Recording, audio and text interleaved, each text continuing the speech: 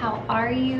Welcome back. If you're new here, I'm Tiffany. I'm a doctoral candidate. I'm a history teacher on hiatus while we spend some time in Guatemala for my husband's job, and I'm currently in the dissertation phase of my doctoral process. So I am currently wrapping up data analysis and getting everything organized, and I'm about to start writing and finishing up chapters 4 and 5, which is all exciting stuff, but also very stressful and busy. But today I wanted to talk to you a little bit about being a graduate assistant. Sometimes you see it referred to as a teaching assistant, and there's also the graduate research assistant. So I thought that I would talk to you a little bit about the pros and cons after doing that from about March of 2018 until the end of June of 2021. For some context, I started being a graduate assistant almost immediately after I started my doctoral degree process. I really wanted to access academia in a different way than just as a student, and I wanted to get that experience and perspective. And as I was teaching for the past 3 years, I kept my graduate assistant position, which eventually morphed into a graduate research assistant position. And so it was a lot. There was a lot going on. Not only was I a full-time doctoral student, but I was working part-time as a GA, and I was also teaching full-time and parenting and all of the things that come with all of that. So I think that definitely impacts my perspective on it, but I think you're gonna get a good insight into it from someone who had so many responsibilities going on. But I can tell you right now, spoiler, if I had to go back and do it all again despite everything, I would absolutely do it again. Let's start with the pros. The first is what I mentioned earlier, that you get insight into academia through the professor that you work for. So I was doing this from a distance. I attend the University of West Florida, and I signed up for this, and I was assigned to a professor who works in the teacher education, educational leadership department. And so in working for her, I got to see through her what it was like to be a professor of pre-service teachers, and also see the research load that she was expected to take on and what it looks like trying to balance all of that.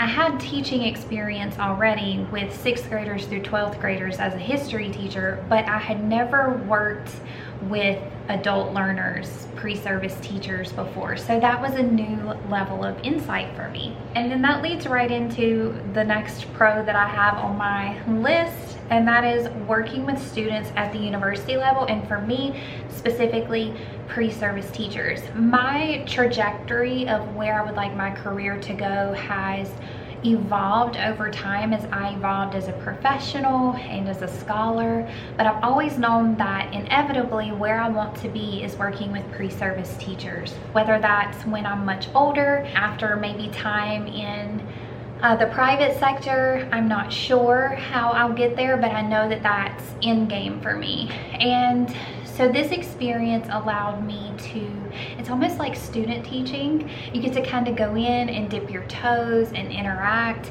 but it's not the full responsibility of it on your shoulders. So you get a chance to also just step back and watch at times and learn how they're navigating that.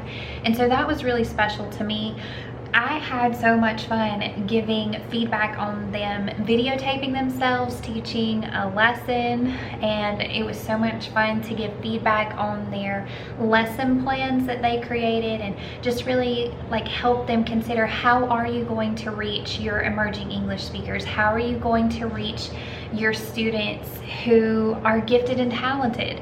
And just helping them think about all these different parts of the school day when you are planning lessons. The next positive that I have is exposure to the research process, whether that's working on manuscripts, grant research. And in particular, I got exposed to working with topics beyond my own research interests, and I thought that was really good practice and exposure. So as a GA, I also helped to work on research that the professor that I worked for was working on. So at first it started out kind of small, probably, you know, to see, okay, who is this person? What can they bring? And then it got more and more to the point that I wasn't really working in the classes at all. By the end of my 3.5 years, I was just really focusing on research for her. And so it started with literature reviews, like find me this literature, let's get it into a literature review. Occasionally it would be helping to make edits on manuscripts that she was working on. Her particular specialty area was mathematics education. Obviously, I feel like as a history teacher, somehow we're on the way opposite side of the spectrum from that. But it was really interesting to work on that and see what was happening with mathematics education through that lens. And she also did research that had to do with graduate level students who were working on research. And we actually worked on a project from a lesson that she used in her class, and I was able to follow that all the way through to a completed and submitted manuscript. It's currently in press right now, and I also got to present the research findings at the NCTM in 2019 down in San Diego. And I was also able to attend and be a part of research at other conferences, but typically I didn't go because I am a military spouse. I had my kids, he's gone a lot, and I just couldn't make it. But those opportunities were there. It was good to stretch me on finding literature outside of my wheelhouse, on working with people who are very different from me, who have very different interests. It really just stretched me as a research, and I can say with 100% certainty the skills that I gained from that experience are more valuable to me than even some things that I got from the classes that I took. The next one that I have is money. Now, this is going to differ from school to school. If you apply to certain PhD programs, this GATA situation is a requirement for the program. They give you a stipend, your tuition is covered, and you're expected at a certain point in your doctoral journey to take over some of your mentor's classes or some of the department's classes. For me, this was not a requirement, and I'm going to make another video about this, but I actually pursued an EDD versus a PhD because I wanted to continue as a professional in the field while getting my degree. So even though my goal was to shift into higher ed, I think education is one of those unique careers where having this professional degree and this professional experience that I have is very important for me to be an educational researcher, scholar, and future leader in the field. So because I pursued the EDD, that degree is typically conscious that people are professionals already, and they're going to continue that process as they transition into becoming also an academic research scholar. Because of that, the money that I received and the stipend that I received is going to look very different from other PhD programs. But the thing is that there's always money attached. It is a job. So I think when I first started, it was like $10 an hour before taxes, and I had to fulfill a part-time work week. I could not go over that, even if I worked more than that, and it was looked down upon for me to go under that because then they would assume that the professor was not using the resource that they were given. So it came out to a part-time job on top of my full-time job and being a full-time student. But I also got a little stipend towards my tuition. The next positive pro of being a graduate assistant is that you get a built-in mentor. It's something that if you don't become a GA or a GRA during your doctoral process, you're still going to have a mentor. You're going to have a committee chair, you're going to have your committee. These are going to be people to guide you, but you won't be working with them. They'll be looking over your stuff, they'll be guiding you. You may collaborate on some things if you have aligned research interests, but for the most part, their job in that point is to guide you with your own work. You're not really shadowing them as they do their job to get that perspective. So this kind of connects to the one that I mentioned earlier, but it is a job, but it's almost a mentorship that you get because of that. Along with that, you get to build your CV. So I've presented at conferences and been a part of a grant research project in the spring. semester of this year of 2021, I wasn't employed by the college anymore, but the same professor that I worked for had a position open on a grant research project that she was working on, and I was able to apply for and get that.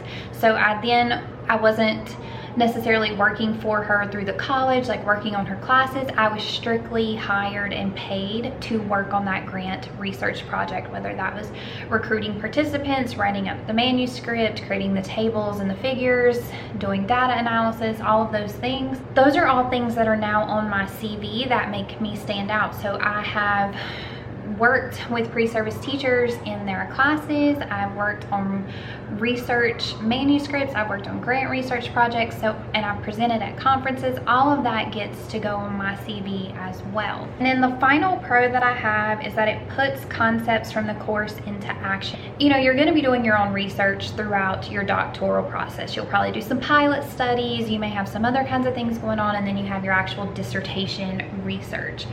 But that all comes with time, and if you pick up one of these GA or GRA jobs right away, you can actually go ahead and gain knowledge of this research process in academia. Looks different than what you've done for classes or for requirements. And so I think just being able to put concepts from the course that maybe you haven't even gotten to yet, getting exposed to those early on just makes the whole process come together and have more meaning. So now let's go into the cons. And I want to reiterate that I had such a good experience that I would go back and do it again. But I think with everything, there are some cons to consider. So first, every situation is going to be unique, but the pay wasn't great. I could not have quit my teaching job in my position and just been a graduate assistant or graduate research assistant. In some ways, there were parts of me that really wished I could, because I felt like I was being pulled between two things. And while I wanted that, right, I wanted 1 foot in K-12 and 1 foot in higher ed. I've always wanted to be a bridge between those two things. There were times when I was just worn out, and the pay it just wasn't enough. Now, if it had fully covered my tuition and paid me the way that some PhD programs would have, I would have a different perspective on this, but mine didn't quite go that far. The second con that I have is that your GA or GRA position may not feel as structured as a professional job. So I know a lot of people just go right through academia, and they may have odd jobs here and there, but they don't actually go into a professional situation the way you do when you're a teacher and then you go on to these higher ed programs. I'm used to very structured days, to having control, to being able to make a plan and follow that plan to execute tasks. And a GA or TA is very much an assistant position. So you go from being an independent professional to being an assistant, and that can be kind of jarring. But again, it just depends on the position. So if you're handed over a class as a TA and you're told, like, this is what you need to do, this is what you need to cover, these are the materials, and then you're gifted that to do, you're going to be able to have more control. But as far as just like jumping on and editing and working on things, it can feel a little chaotic, especially if, like me, you're not just a full-time GA or TA. You have a full professional job, you are a full-time student, and you're doing that too. And then the last thing is it is again an assistant position. So don't be surprised when you first get it if what you're doing is a lot of grunt work. So just finding and hunting down literature, creating bibliographies, or doing little lit reviews, editing, grading. And if you're a teacher, so I know I would be like doing my own grades, and then I would also have to grade for that job at times too. It was just an overwhelming amount of grading. And again, I stayed with her for a very long time, so the position evolved and went to a place that I was really grateful for. But you have to earn their trust and their respect for your own skill set and knowledge in order to get to that point. So again, all experiences will vary. My particular experience is very much influenced by the fact that I was a professional teacher and I was commuting an hour each way. My husband deployed several times during that period, so I was parenting solo. So all of those things influence the experience. And I think it's really important to kind of keep that in mind.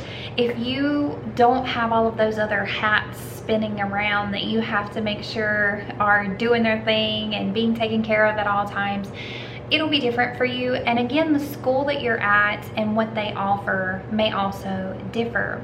If I had to say though, at the end of it all, I ended that position at the end of June of this year. And so now I'm just dissertation focused. I didn't want any distractions from this. If I had to say, I would say if you get the opportunity, absolutely 100% take it. Even if you only do it for a semester or two, you don't have to do it for over 3 years like I did. But if you get the opportunity, take it. Be open to it. I hope some of kind of like the pros and cons will help you put it into perspective. But it was one of the most impactful things that I experienced during my program. I hope this video was insightful, interesting, something. If you have questions, send them down below. I'll do my best to answer them. And I will see you in my next video. Don't forget to like, subscribe, all the good things. Talk to you later.